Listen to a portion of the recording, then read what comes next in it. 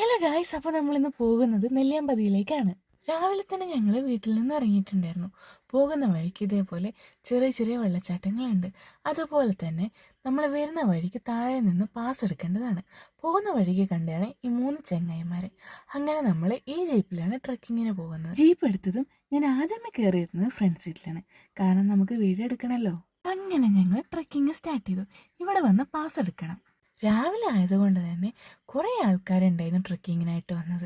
നമ്മളെ മുമ്പിലും പുറകിലുമായിട്ട് ഇഷ്ടം പോലെ ജീപ്പുകളുണ്ട്. ഇതിനു മുമ്പ് പോയിട്ടുള്ള ട്രക്കിങ്ങും ഇതും എല്ലാമായിട്ട് എനിക്ക് ഓരോരോ പുതിയ പുതിയ എക്സ്പീരിയൻസ് ആയിരുന്നു.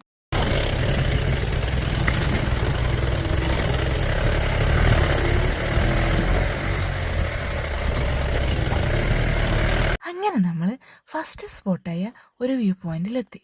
ഇവിടെ ആയിരുന്നെങ്കിലോ സൂര്യൻ്റെ ആ ചെറിയ ചൂടും ആ ചെറിയ കാറ്റത്തുള്ള തണുപ്പും ആ കോടമഞ്ഞായിട്ട് വല്ലാത്തൊരു എക്സ്പീരിയൻസ് ആയിരുന്നു.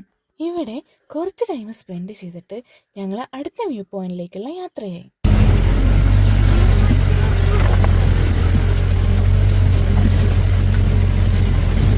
ഇടയ്ക്ക് മഴ പെയ്യുന്നത് കൊണ്ട് തന്നെ വല്ലാത്ത ചെളിയും വെള്ളവും ഉണ്ട്. ഞങ്ങൾ വിചാരിച്ചത് വരുന്ന വഴിക്ക് അത്യാവശ്യം വൈൽഡ് ലൈഫിനൊക്കെ ഞങ്ങൾക്ക് കാണാൻ പറ്റുമെന്ന്. പക്ഷെ ഞങ്ങളുടെ നിർഭാഗ്യവശാൽ ഞങ്ങൾ ഒരു വൈൽഡ് ലൈഫിനെ പോലും കണ്ടില്ല. ഇനി നമുക്ക് ലാലേട്ടൻ്റെ ഭ്രമര സിനിമ ഷൂട്ട് ചെയ്ത ലൊക്കേഷൻ കാണാം.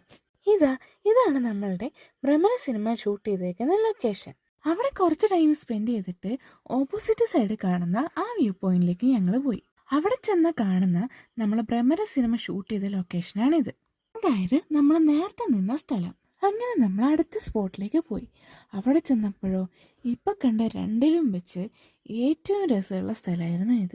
അവിടെ ചെറിയൊരു അമ്പലവും അങ്ങ് മേളിലേക്ക് നമുക്ക് നടന്നു പോകാനുള്ള വഴിയും കാര്യങ്ങളും ഒക്കെ ഉണ്ടായിരുന്നു. കാറ്റൊക്കെ വീശി അടിക്കുന്ന കേൾക്കാനായിട്ട് എന്ത് രസമാണെന്നറിയോ. ഇതാണ് ഞാൻ പറഞ്ഞ ചെറിയ അമ്പലം. ഈ കാണുന്ന കെട്ടിടങ്ങളൊക്കെ പണ്ട് ബ്രിട്ടീഷുകാർ പണിതാണെന്നാണ് പറഞ്ഞത്. ഉച്ചയായതുകൊണ്ട് തന്നെ നല്ല വിശപ്പുള്ളതുകൊണ്ട് ഞങ്ങൾ ട്രക്കിംഗ് ഒക്കെ നിർത്തി ഞങ്ങൾ തിരിച്ച് താഴത്തേക്ക് ഇറങ്ങി. അങ്ങനെ നമ്മൾ താഴെ പാസ് എടുത്ത് ആ ചെക്ക് പോസ്റ്റിൻ്റെ അവിടെ തന്നെ എത്തി.